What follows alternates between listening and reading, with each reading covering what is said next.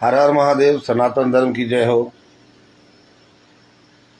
कल जम्मू कश्मीर के पाडर मचेल, जहाँ चंडी माता की यात्रा चलती है, वहाँ एक भीषण हादसा हो गया। वहाँ एक गांव पड़ता है चिशोती, यात्रा मार्ग पर। वहाँ सड़क बनाने का काम चल रहा है। तो वहाँ पे एक पार्किंग बनाई हुई थी, जहाँ पे गाड़ियाँ पार्क करके लोग आगे की यात्रा जो है वो पैदल कर सकें। और उसी पार्किंग यार्ड में लंगर की व्यवस्था की गई थी। दोपहर 12 साढ़े 12 का टाइम था।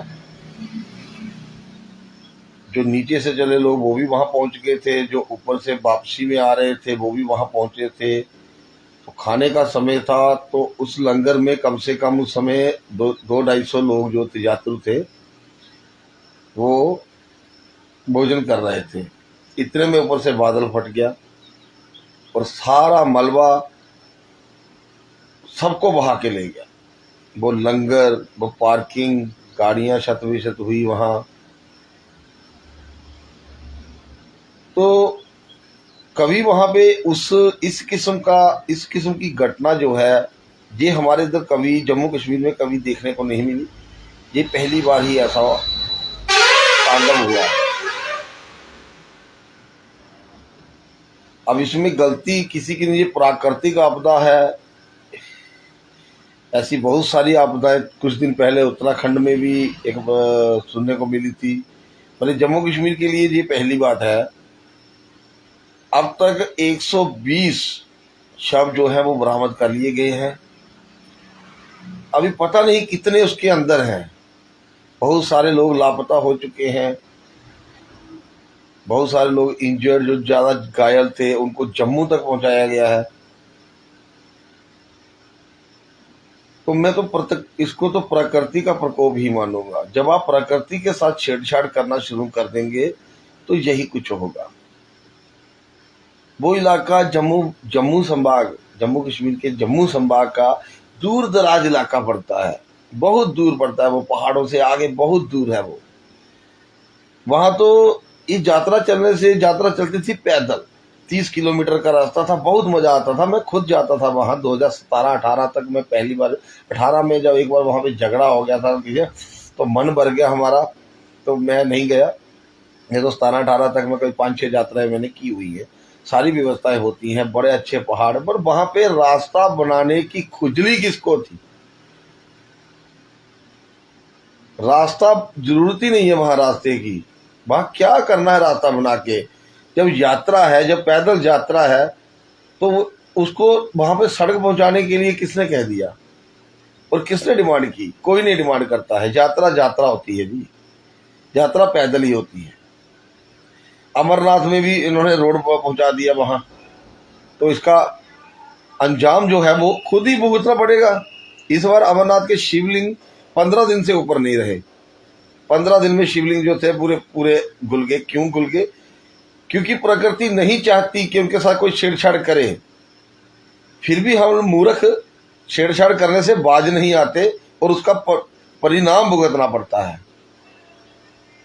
और ऐसी परिणाम भुगतने के बाद भी हम लोग नहीं सुधरते। अरे अच्छा, पहला दूरदराज इलाका है, उसको रहने दो। यात्रा पैदल ही होती है। जो जा सकता है वो जाए, जो ना जा सके ना जाए। तो ये प्रकृति का छेड़छाड़, जो प्रकृति के साथ जो छेड़छाड़ करना, ये बहुत घातक साबित हो रहा है इंसान के लिए। और इंसान समझ नहीं रहा तब भी। इस घटना में जो भी आहत हुए हैं या जिनके परिजन मारे गए इसमें, इस घटनाक्रम में, उनके लिए हम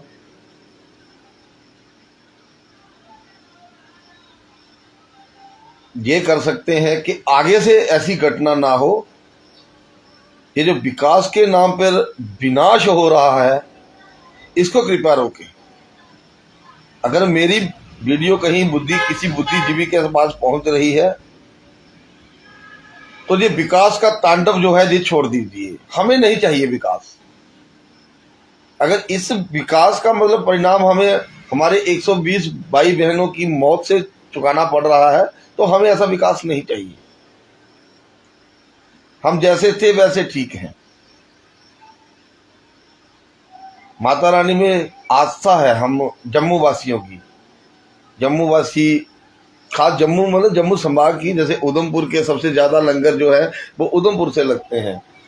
और आप देखना सबसे ज़्यादा आहत होने वाले इसमें हिंदू जो उधमपुर से ही निकलेंगे।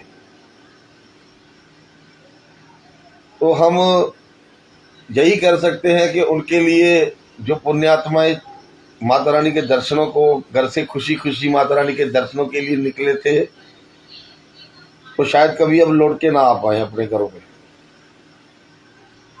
तो माता रानी से यही प्रार्थना करेंगे कि हे माता रानी, उनके परिजनों को शक्ति दें ये सब सहन करने के लिए। बाकी हमारी नागभूमि जम्मू कश्मीर शुरू से ही आशा का केंद्र रही है, मगर ऐसी जगहों पे सड़क पहुंचाना, ये करना वो करना, ये मतलब मुझे अच्छा नहीं लगा। वो यात्रा पैदल जाता है, पैदल यात्रा में बहुत मजा आता था। मैं 2008-9 की बात करता हूँ, 10 की बात कर लो, मैं उस समय भी जाता था, बहुत मजा आता था प्रकृति की गोद में। हमें नहीं चाहिए ऐसा विकास, हमें नहीं चाहिए ऐसा विकास। इसकी कीमत हमें अपने परिजनों की के शवों से देनी पड़े। हमें नहीं चाहिए ऐसा विकास। विकास के नाम पे सनातन धर्म की आस्था को ठेस पहुंचा रहे हो आप। हमें नहीं चाहिए वो, हमें नहीं चाहिए डेवलपमेंट, हमें नहीं चाहिए, कुछ नहीं चाहिए। सनातनियों को अपने हाल पे छोड़ दो, हम खुद करने में सक्षम हैं। इतनी बड़ी, इतनी मौतों का जिम्मेदारी कौन लेगा बताइए? प्रशासन लेगा? अगर वहां पे पार्किंग थी, अगर वो अभी काम चल रहा था वहां पे अभी, तो वहां पे इतनी व्यवस्था करने की, अगर अब व्यवस्था ही करनी है तो ये चीज का ध्यान तो रखना चाहिए था कि जहां नाला है, नाले का पानी आ सकता है, उफान आ सकता है। सबको पता है कि ये यात्रा सिर्फ बरसात के दिनों में चलती है, तो बरसात में तो आए दिन बारिश होती रहती है। तो क्या प्रशासन को नहीं पता था इस बात का? पता था, मगर ये बात है आलस से मारे कुछ कर नहीं पाते। सड़क पहुंचाएंगे, डेवलपमेंट करेंगे, टूरिस्ट प्लेस बनाएंगे, धार्मिक स्थानों को। क्यों हिंदुओं के धार्मिक स्थान इतने सस्ते हो गए जो आप उनको टूरिस्ट प्लेस बना दिया? हमारे धार्मिक स्थल टूरिस्ट प्लेस नहीं है। वहां पिकनिक मनाने मत जाइए। पिकनिक मनाने जाएंगे तो उनके पक्कों से कोई नहीं बचा पाएगा आपको। अब कौन बचा पाया?